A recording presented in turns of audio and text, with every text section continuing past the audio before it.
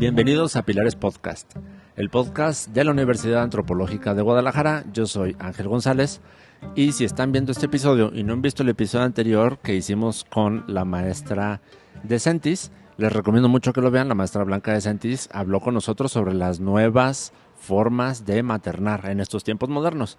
Una especie como de continuación o una idea que partió de esa entrevista que tuve con la maestra de Sentis en el episodio pasado.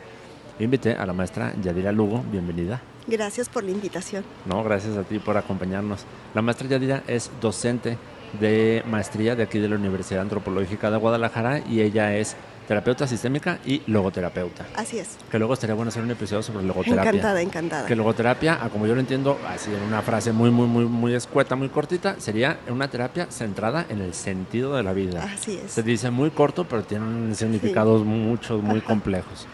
Pero les decía, entonces, en la entrevista anterior con la maestra de Sentis hablábamos de las maternidades modernas. Han cambiado los roles de la madre y del padre también, de lo que los teóricos de la psicología sistémica familiar, Minuchin, Palo Alto y todos ellos, decían que eran los roles hace ya casi 100 años, ¿no? Entonces, de esa conversación sale esta necesidad de platicar cuando estamos ya en la labor de maternar o paternar. ¿Qué papel es el que más conviene tomar hablando de disciplina? De la ejecución de la disciplina. ¿Me conviene más ser el policía bueno o ser el policía malo? ¿Me convierto en amigo de mis hijos o me convierto en una figura de autoridad que marca mucho la distancia de la relación más allá de autoridad padre-hijo? O si de repente por ganarnos su confianza le metemos más una onda como de cotorreo. ¿Qué hacer? A mí mi consultorio se me llena mucho de este tipo de casos porque es muy neblinoso qué hacer. Sobre todo en las diferentes etapas de los niños, ¿no? De la primera infancia a la adolescencia. Y ahora con tanta información hay que hacerle caso, ¿no? Con tanta información de crianza respetuosa, pero también tenemos que es importante como sistémicos y como familiares ver el contexto de cada familia, las reglas que tiene cada familia sin darse cuenta, incluso hasta creencias. Por ejemplo, no le puedes pedir perdón a un hijo, no le puedes pedir disculpa porque pierdes la jerarquía, pero hoy en día claro que es importante ponerte a la par de tu hijo y mirarlo a los ojos, y esto es como complejo porque lo hacemos metafóricamente o literal, porque literal es esa recomendación de bajarte o ponernos al nivel, ¿no? Ajá, sí. Pero precisamente es un baile que cuando menos te das cuenta ya estás otra vez en la situación y en el nivel perdiendo tu jerarquía de mamá. Tu jerarquía igual también se escucha para muchos papis y para muchas mamis como esa dureza, y muchos no quieren llegar a ese punto. Precisamente porque vienen de ahí, ¿no? Porque vienen de otra época y pues es evolución. Nos guste o no, para bien, para mal, la tecnología o no, estamos evolucionando y como sistémicos es voltear a ver qué hay enfrente, sin juicio. O sea, es lo que hay y con ello entonces viene la pregunta, ¿qué tan rígido o qué tan blandito? Ahora también, para acabarla todavía de complicar, esto que decías tú, ¿no? No lo mismo querer maternar a un niño de 8 años, a uno de 15, a uno de 18 años. Entonces todavía el punto es en el presente qué nos están pidiendo como mamás y luego poner atención cada etapa y luego la personalidad del niño. Entonces exactamente con esto que estoy diciendo creo que nosotros le llamamos un isomorfismo, o sea, como una muestra, esto mismo que estoy comunicando, como una muestra de lo que están viviendo las mamás, de tener que poner la atención en tantos elementos, en tener que ser tan mejor mamá, porque además pues ya tenemos la información. Entonces ya si no lo haces es porque pues ya de plano no tienes las habilidades. Entonces aquí lo importante es la flexibilidad. En sistemas y roles flexibles tienden a ser más sanos, pero sin perder la jerarquía. ¿Cómo se hace esto? Voy a hablar en adolescentes porque ya en adolescencia ya es más este rol de hacer copartícipe al adolescente de las reglas familiares. Sí, ajá. Y hay una coparticipación más activa. Yo te escucho, por ejemplo, los permisos. Yo entiendo que quieras salir con tus amigos, quieres salir al cine, te quieres divertir y me parece muy bien. Y algo que también les digo a los papás, o sea, no se asusten, es normal que prefieran estar con los amigos porque también sí es típica la narrativa donde, claro, ya se la vive en la calle, prefiere estar con los amigos que con ustedes. Sí, a esa sí. Es parte de la adolescencia. Sí, precisamente, o sea, no hay nada malo en casa, al contrario, cuando los chicos quieren hacer esto, habla de que hay un sostén suficiente para que los jóvenes tengan toda esa autoestima y sientan esa capacidad de ahora yo voy por el mundo. Claro, sí. Y entonces es hablar con ellos, o sea, tú te quieres divertir y yo quiero estar tranquila. O sea, ¿cómo le hacemos? También es buscar el momento de la conversación, porque normalmente este tipo de conversaciones se hacen desde el regaño, desde la desesperación, claro, desde el cansancio. Cuando ya llegó tarde, cuando ya toca regañarlo, cuando ya... Sí. O sea, ya no es una negociación, ya es un regaño, ¿no? Ajá. ¿Y qué hace el adolescente? Pues se cierra. Entonces hay que buscar este momento. Son pocos los cartuchos con ellos, porque normalmente son las mismas conversaciones. Entonces no va a haber una diferencia. O sea, no va a haber una diferencia. Hay que buscar el momento. Ya nos sentamos. Cuidar tu atmósfera, o sea, estoy tranquila, si comí, dormí, estoy como porque puede que te respondan cualquier cosa que... No vengo cansado del trabajo, no traigo otros problemas en la cabeza, sí puedo enfocarme ahorita quiere permiso para irse de fiesta. Y respirar y modular tu voz, porque a veces dicen cosas muy bonitas, pero el tono de voz, o sea, los hijos te saben leer perfectamente, es uno de los mecanismos que aprendemos, o sea, aprendemos a leer a nuestros padres perfectamente desde muy pequeños. Entonces, la mejor forma para que no te lea tensa, no lea este espacio como así de hostil, es que estés bien, es no fingirlo, realmente que se dé.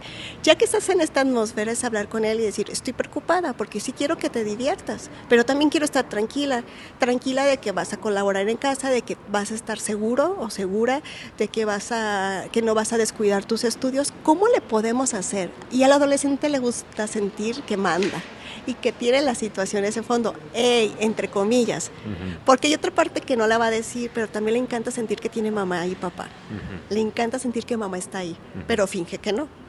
Entonces, es decir, te escucho, o sea, ¿cómo le podemos llegar? Cuando la negociación viene del adolescente es más poderosa. O sea, nuestro trabajo como papás y como mamás es hacer que él lo verbalice. Ay, mamá, pues es que sí quisiera más permiso. Y entonces, como por querer tener más permisos, él va a querer negociar contigo, él muy inteligente.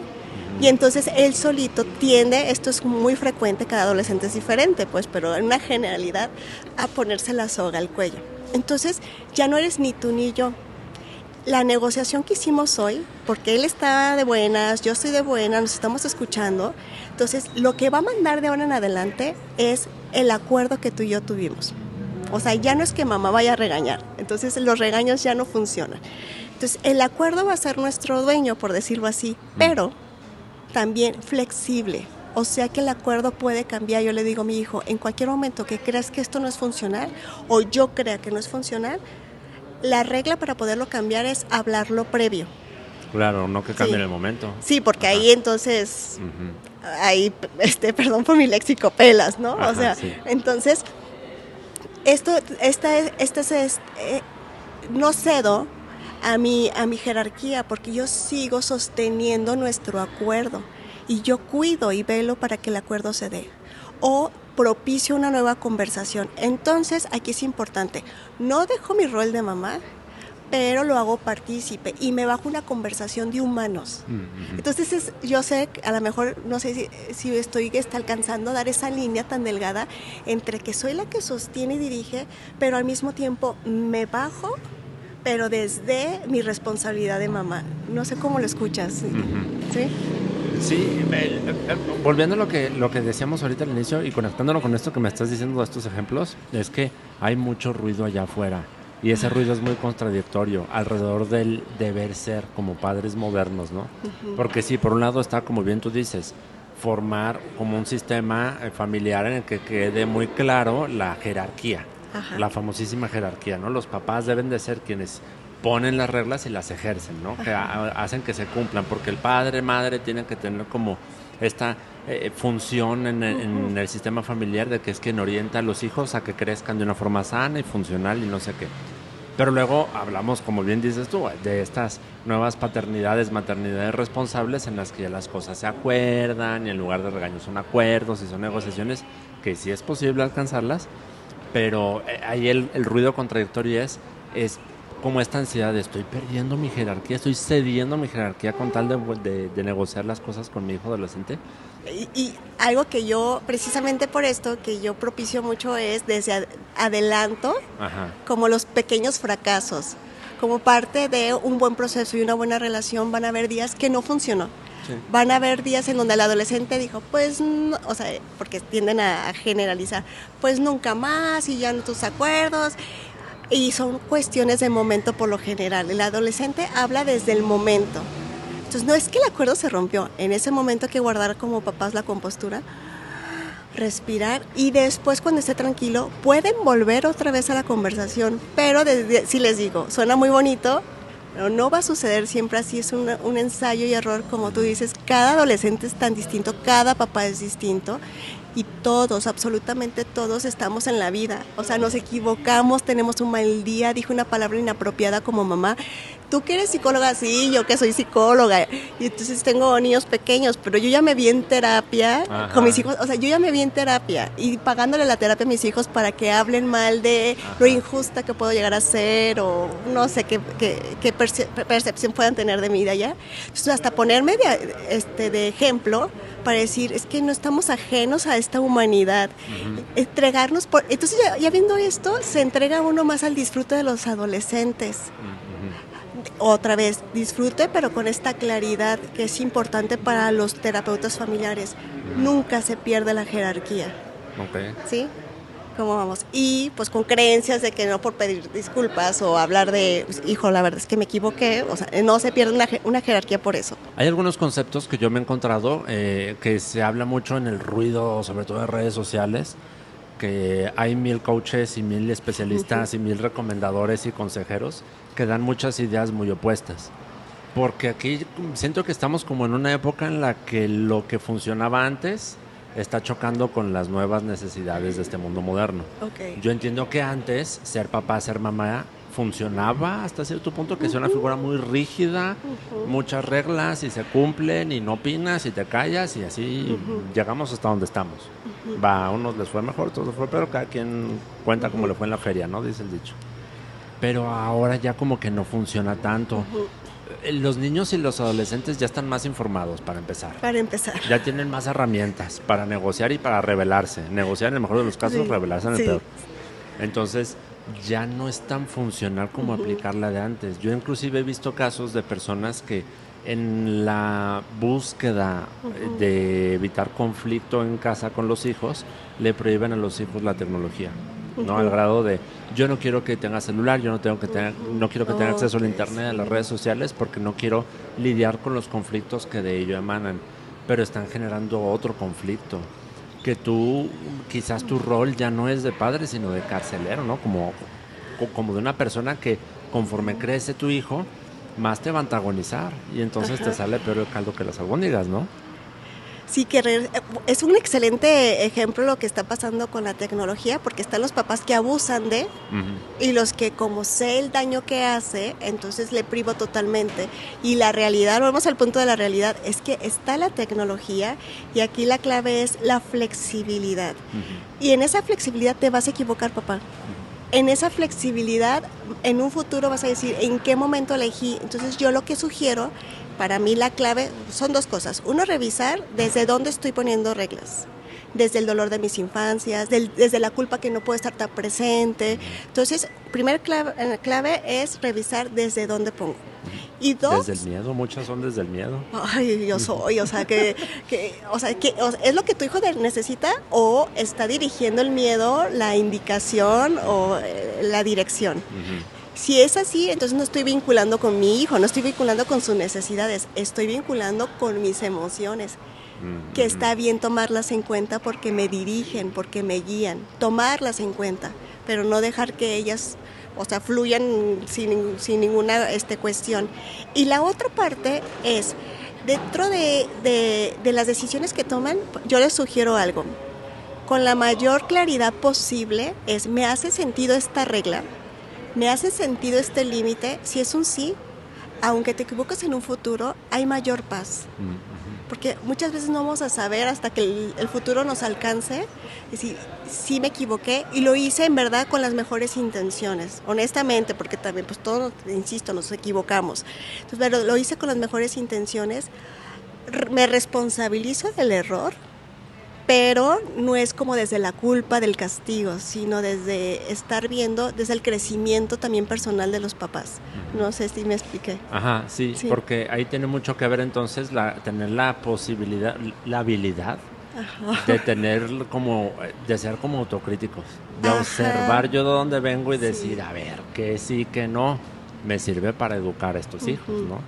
De lo que yo sí tuve bien o que me benefició en mi pasado, y de lo que no, de lo que me perjudicó.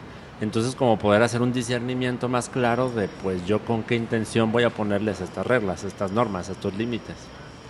Exactamente, y eso se necesita mucha humildad y mucha valentía, porque a veces el miedo, o sea, hacer algo diferente de lo que yo creo, da muchísimo miedo, y luego estamos hablando pues de algo muy valioso, ¿no? Que es tu paternidad, sí, de personitas claro, muy valiosas que son tus hijos, entonces se vale tener este miedo. Y aquí también lo importante es, insisto, esta autocrítica, pero que lleve a la responsabilidad, pero no al autocastigo, que está complejo. Ajá. ¿Cuál es el riesgo? ¿Cómo podemos llegar al autocastigo desde la paternidad? Eso suena interesante.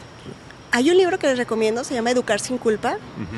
De la complejidad que sí, entonces yo siento que no soy digno o que le quedo debiendo a mis hijos, por lo tanto entonces no estoy en el vínculo, no estoy en las necesidades de mis hijos.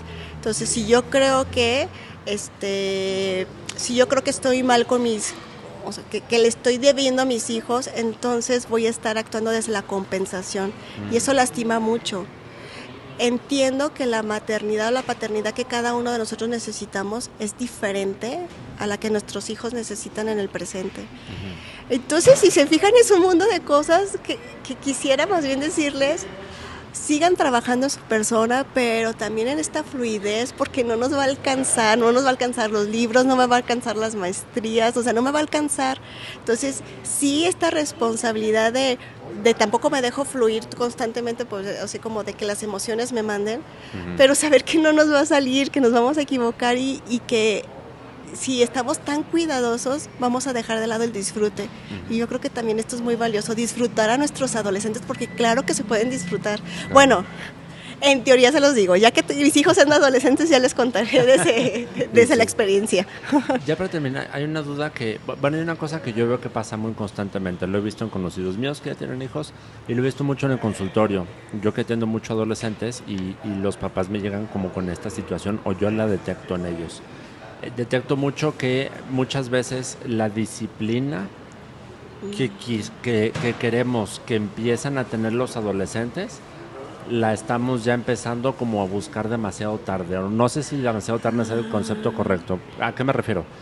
A mí muchas veces me ha tocado que yo veo adolescentes que me llegan a mi consultorio ya a sus 14, 15, 16 años y me lo lleva el papá, la mamá, hartos de que no tiene disciplina, de que no hace caso, que no cumple sus deberes, que falta clases o no hace tareas, bajas calificaciones, es contestón, es mandón. No lo podemos despegar del celular, del Xbox, ya te la sabes. Esa canción sí, todos la conocemos. Sí, sí. Entonces, y yo lo primero que empiezo a indagar es su historia de vida, cómo ha sido su infancia, cómo ha sido su preadolescencia, y encuentro muy comúnmente infancias y preadolescencias sin consecuencias, lo que quiere se le da, no tiene normas, no tiene reglas, y es como, y si es que si ya vivió toda su vida así, ¿cómo esperas tú que un par de sesiones con un psicólogo cambie completamente su estructura, su personalidad, sus fundamentos del día a día? Hoy tal vez voy a ser un poco dura con este comentario, pero a veces esperan del terapeuta, del psicólogo, que hagamos lo que no sé y lo que no hizo el papá o la mamá durante mucho tiempo. Sí. Perdón si estoy siendo como muy dura y muy directa. Y es que precisamente es al revés, o sea, uno va acompañando a los hijos en estas primeras infancias y ya después se va soltando. Entonces, si soltaron demasiado cuando estaban, y que es demasiado, bueno, ahí lo dejo otra vez con esas comillas, pero si se sueltan demasiado, viene la etapa en donde el adolescente busca su autonomía, conocer su independencia, quiere estar lejos de mamá, pero si no conoció sus propios límites, o sea, no saboreó lo que era la frustración, entonces se viene un complejo, porque de por sí, aunque hayas tenido con una primera infancia con tus hijos moderadamente, o sea, fluida, con algunos problemillas como en todo, aún así va a haber esta crisis del cambio. Ahora cuando no hay esto, entonces se vuelve una situación multiproblemática, donde hay múltiples cosas que revisar como terapeutas en conjunto con los papás. O sea, nosotros nomás estamos ahí acompañando para que los papás, está complejo porque es empezar a apretar cuando es al revés, ¿no? Cuando tienes que empezar como a soltar, sí está muy complejo. Y a veces en ese tipo de situaciones muchas veces ya llegan muy desgastadas las dinámicas familiares. Sí, cansados. Ya lo que menos se parece es una relación padres-hijos. Ya se parece más a una relación de mutuo agotamiento de las dinámicas que tienen. Que es que yo les digo, sí, quizás, no, sin quitarle el juicio moral, pero quizás fue medianamente funcional que cuando era un niño, para tú liberarte un poco de la carga, le dabas el celular, le dabas el Xbox, le dabas la pantalla, le dabas lo que pedía para que no te dé bronca, para que no te dé más carga de la que ya tienes, que les reconozco mucho, es muy difícil ser cabeza de familia en estos tiempos modernos. Los dos papás tienen trabajos, a veces 2 trabajos cada uno, es muy complejo, pero si el niño creció en toda su infancia acostumbrado al yo no tengo que esforzarme por nada, solo tengo que pedir y obtener, cuando escasea el recurso para darle a manos llenas y ya es casi un adulto, entonces empieza a haber mucho roce, mucha confrontación, mucho conflicto. ¿Y qué vas a hacer en ese punto? Estás como ya en los últimos años en los que tienes de verdad rango de movimiento para hacer algo al respecto, para ayudarlo a encaminarse a algo más funcional que nada más ser un berrinchudo, un controlador, un manipulador, un agresivo, para obtener lo que quiera. Sí, tenemos adultos que hacen berrinches. Sí. Tenemos adultos que ya son papás y hacen berrinches y no saben cómo manejar la frustración. Y tenemos ya adultos que siguen en esta adolescencia perpetua. Entonces es complejo cómo hacerle. Entonces regresando, ya vienen cansados y voy a hacer otra vez otro comentario tal vez duro, ahí les vamos. Pero el no cuidar este rol, insisto, el rol no de dureza, sino de jerarquía, deja a los hijos desprotegidos y eso es violencia. Sí. Que los hijos crezcan sin un rol materno es violencia. Entonces, bueno, a lo mejor hasta para otro tema, ¿no? Sí. O sea, ¿qué pasa con la sobreprotección o con la ausencia del rol? No de la mamá porque está trabajando, sino de que ellos sientan que... Porque si mamá no solamente es la que regaña, sostiene. Siempre digo que los hijos se educan con 2 manos. Con una es poner un límite y con otro es abrazar. Pero no solamente es tener 2 manos, es saber cuándo usar cuál. Sí. O sea, cuándo es decirte basta y cuándo es decirte abrazo, porque a veces están las 2 manos, pero esto causa una confusión también en el crecimiento en nuestros futuros adultos. Y a veces hay padres que nada más parece que tienen 2 manos izquierdas y solo abrazan, y hay otros que solo tienen 2 manos derechas y solo ponen límites.